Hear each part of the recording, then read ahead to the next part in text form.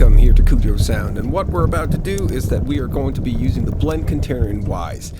Recently, I was teaching at the DADIO course, which is the Danish Academy of Digital and Interactive Entertainment. I was teaching Wwise, game audio, and a lot of other things there, and one of the things that we wanted to do was to use all possible containers in all possible different ways in their project for the school. And that was great. One thing that was really difficult to explain when you had no assets to use was the blend container. I tried to show it with some placeholder stuff that we were just doing, like trying to explain how it worked only by visually describing it in Wwise, which made it very clear that we needed some material. So one of the students, Nikolai Dehan, who is actually also a Patreon of mine, thank you very much, Nikolai, volunteered. Well, I demanded that he would stand up and make some car sounds for us. So I asked specifically for a low, medium, and high intensity car sound. And he did just that. Listen to this.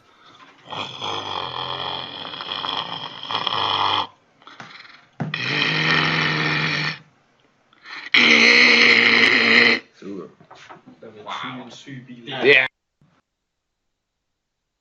I then also asked for a sort of like background overall car sound, which he also did. Listen to this. Du laver en generic engine. Okay, 1000 RPM. Nej, bare eller sådan eller noget.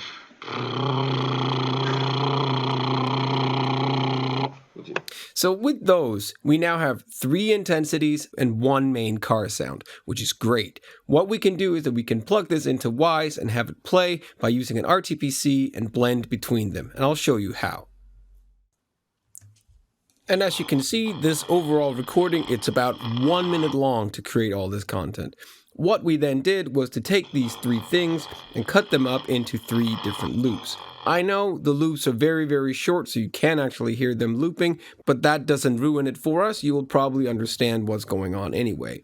I wanted to create 3 small loops and the main loop, which I've just done in Wavelab here. As you can see, I've just been editing them out, crossfade them a little bit in the beginning and the end, and then we have 3 intensity loops and 1 main loop.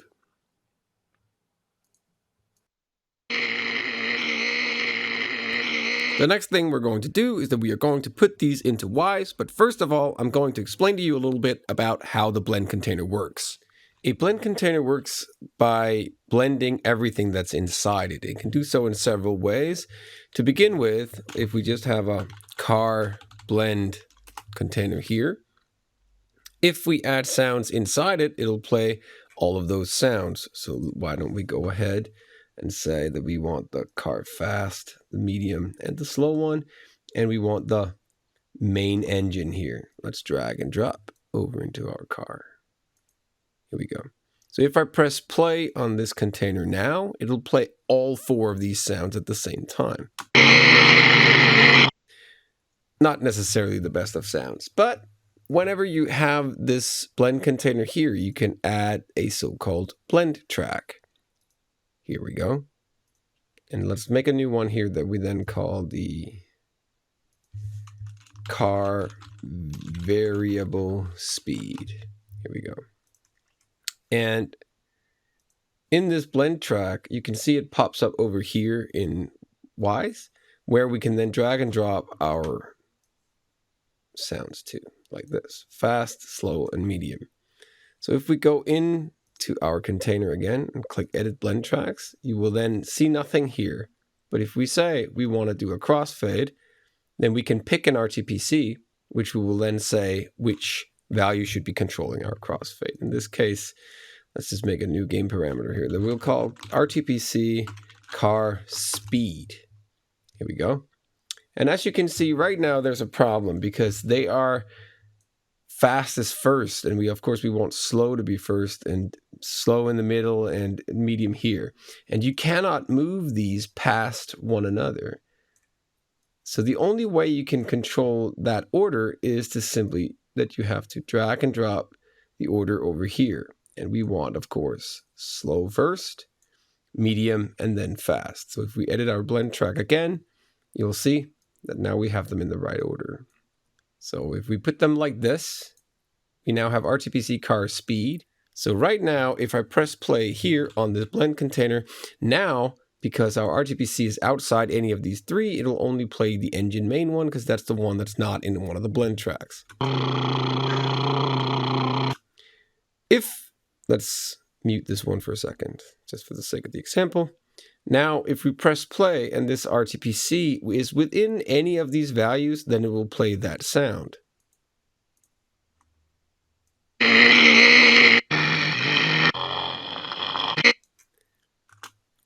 Still doesn't necessarily sound that good. But anyway, if we go between here and let's say between 30 and 40 and then up to 70 like this. That means that now if we press play, we can control the speed of our car with this RTPC.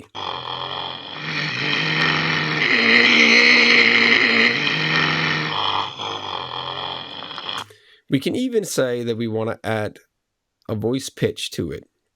And we want the voice pitch to also be controlled by the RTPC car speed, which means that if we are down here by, let's say, 10 or something.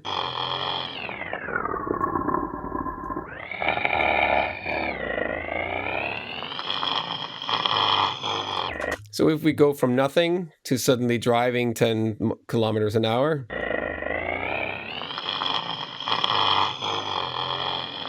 we can also say that we want the RTPC to be controlling our voice volume, like this.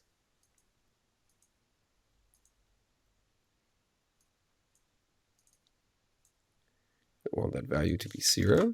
And then right here, let's just say that we want it to be 0 as well. So if we are holding still, nothing plays. But if we start driving,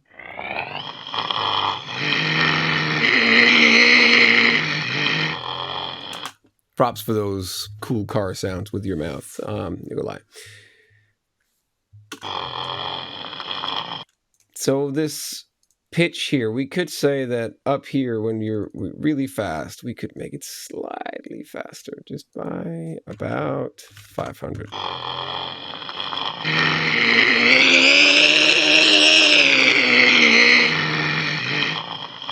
Like that. Anyway, when you have 3 sounds like these and they crossfade, you often bump into the problem that doesn't necessarily sound very natural when they actually crossfade. And that's where our main other sound comes in. So we'll have here a car main.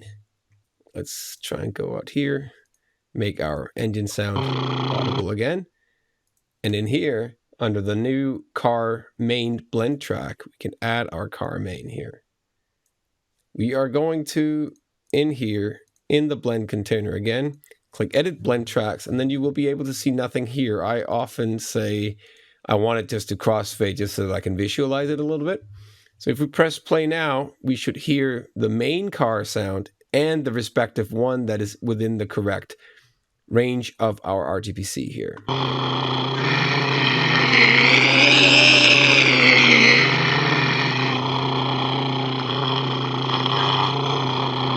So with a little bit of voice pitching and a little bit of control of the volume here, let's just make sure that we select the right one. Here we go. This one here also goes to 0. And within the first couple of ones, it's going to be like this. And down here, maybe let's say that it's pitched down by about 250. And over here at the end of it, it's going to be plus 250.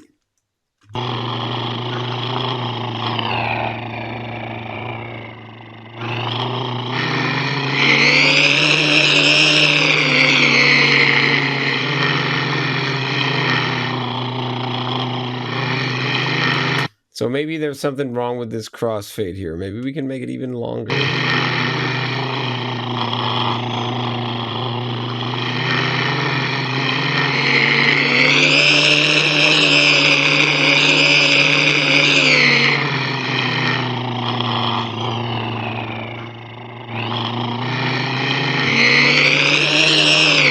Anyway, even though that these sounds are recorded directly into a laptop microphone and it's done really fast, and as you could see in the previous recording that we did of it, it took us about 30 seconds to do these sounds. So they're not meant for sounding necessarily good, they're just meant for the sake of the example. But now we have a blend track where we have an RTPC that can be controlling this.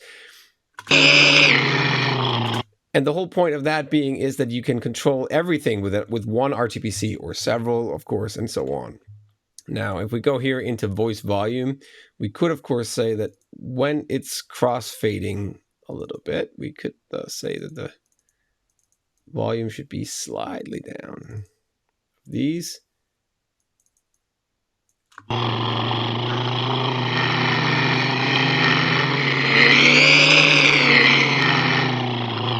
There we go. Anyway, whenever we then save this, now we can create an event, which will then play this blend container whenever the game starts, for example, and then we can control this car speed RTPC with the speed of a vehicle.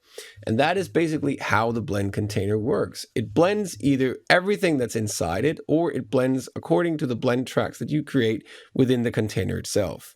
So if we create an event over here and just say empty event, and we call this one, let's say this is a vehicle, so it's VH underscore car drive. And this event fires up the blend container. It's fairly simple, but now we're going to throw this into Unity. And once we've done that, you will see that this is a 1 minute recording, probably 30 seconds of manipulation in Wwise, and then about a couple of minutes of how to get this running up in Unity and how fast it actually is. So let's head over to Unity and get this running on a car. This video is not about how to get a car running and so on in Unity itself. I'll show you because we'll get to that. Over in Unity, I have loaded up a simple level. I just made a terrain, and I've loaded in the most basic car that I could find within the asset store. It's really easy to find one. This video isn't about how to get one, but you will see here we have the editor, and here we have the play window. So if we press play, you will see that we have a car that can move, and it can drive around, and it has lots of camera shake and lots of cool things, and it can skip and slide and so on. We won't be needing that. We'll just hook it up to the speed of the car. So out of there. So in here, under Wwise Global, we'll just make an AK bank script, which we say will load on start. And what sound bank should it load? It should make the sound bank that we made, which contains the event that we created before in Wwise. Now, we should make sure that our camera, which is here loaded on the car cam, has an actual audio listener. In this case, we need the AK listener.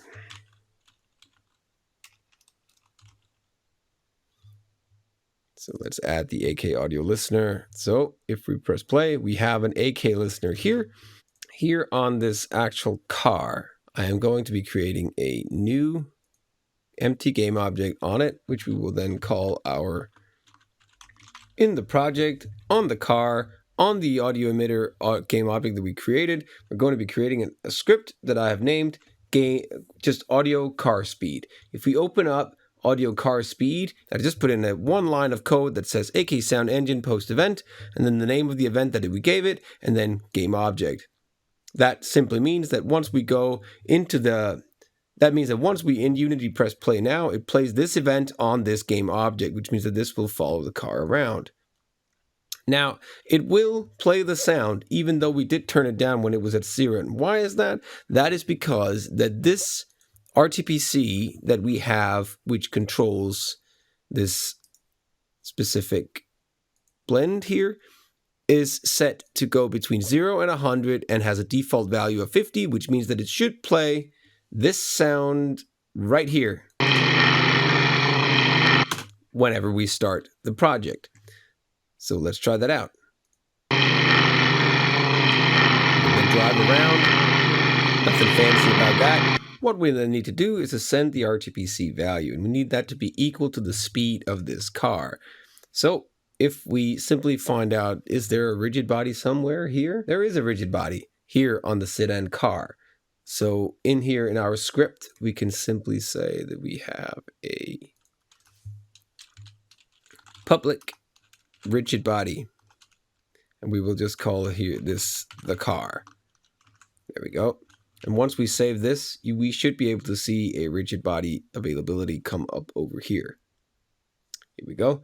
And the rigid body that we wanted to use was the sedan. Here we go. Sedan car. There we go. And so in our script, we can now say that we want, let's just say that we have a private float, which we will then call the speed, just for the sake of the example. So the speed equals the car. The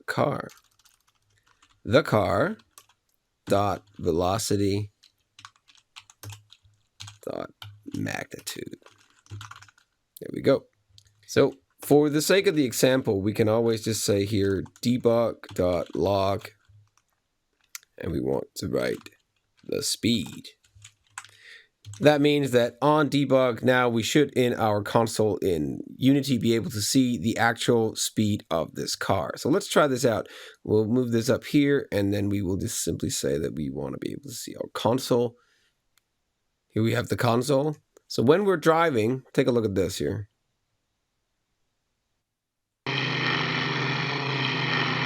See, the car speed is now just close to 0. So if we start driving, it goes up. So this is now 10, 18, stops sliding. And if we hold shift and goes to, let's say, the maximum speed that we can, probably goes to just about 50. So let's say that over here in our Wwise project, again, we're going to say that the top value of this here is going to be 50. Like this. And the default value will, of course, be 0, which means that whenever the car starts, it should be here. So if we save this, go into F7, build our sound bank, which you can do here. And here we go. Now it should work. So whenever we press play now, the car should make no sound because the value is 0. The speed of the car is 0, and we've set the RTPC to then mute all the sounds.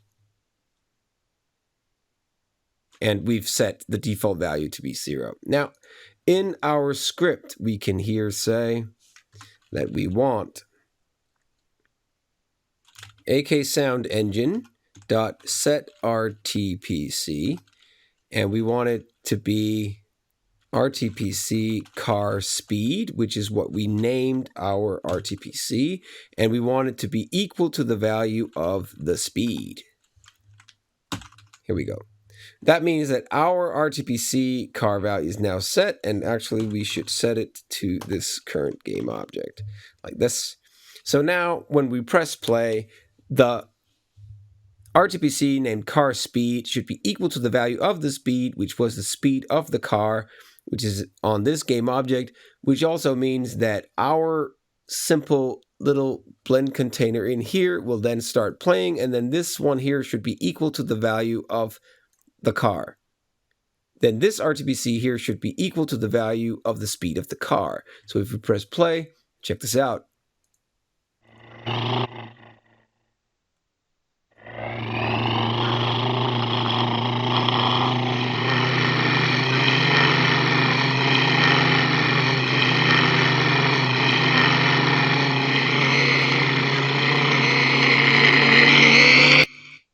We can try that again by simply going into Wwise and then saying, oh, we don't want it to be 50, we want it to be 30. That should be the top value that we can get to. And that way we can get some of this here done a little faster. So we save it, we go into F7 and rebuild the sound bank. Here we go. Back into Unity, press play, and you will now hear the car. And it should be shifting in RTPC value, which means that the speed of the car should also be changing.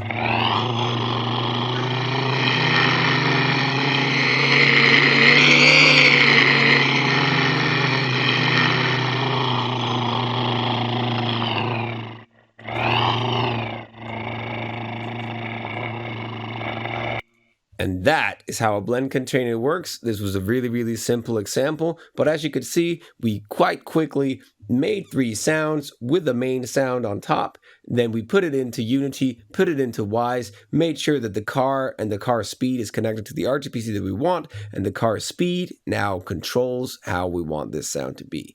That's how to use a blend container. It's really, really fast, and this is probably done, if you would do this in real time, probably done within 5 or 10 minutes if you really wanted the prototype to run this fast. So I really hope you learned something about blend containers and how to use this in Wwise and Unity. Thank you for watching. I really hope you enjoyed it. Please hit the thumbs up if you enjoyed it, and like and subscribe and whatever if you really want to know more about game audio. If you really like this channel and if you really want to know more, head over to patreon.com/Cujo Sound, where you for as little as $1 a month can help me sustain this channel and the time that I take off to create all the content for the channel. Thank you for watching once again, and I'll see you next time.